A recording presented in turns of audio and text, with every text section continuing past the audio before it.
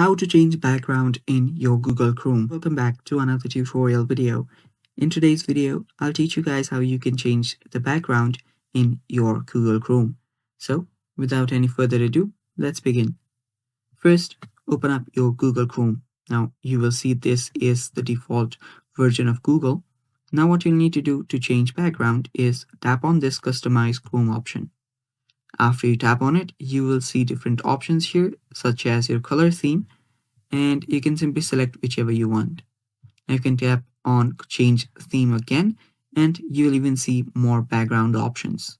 Now you can choose the style of the background options like rising stars, Native American artists, Latino artists, Black artists, Earth, and so much more. Just select the one whichever you want and then tap on one of these.